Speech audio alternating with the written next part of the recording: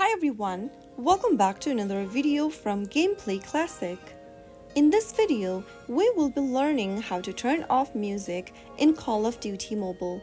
First of all, open up Call of Duty Mobile application on your device. Make sure you log into your account, and once you're in, tap on the gear icon at the top right corner. From the settings menu, tap on Audio and Graphics on the left hand corner.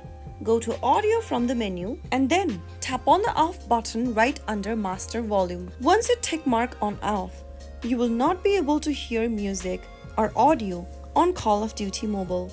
And that's it. You have successfully turned off the music in Call of Duty Mobile game. If you just want to turn off music volume, then simply go ahead and click on Off right under Music Volume. And that's how you can easily turn off music in Call of Duty Mobile if you want to go ahead and enjoy sound-free experience.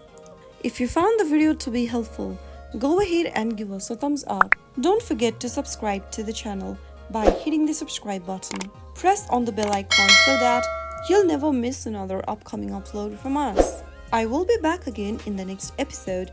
Thank you for watching.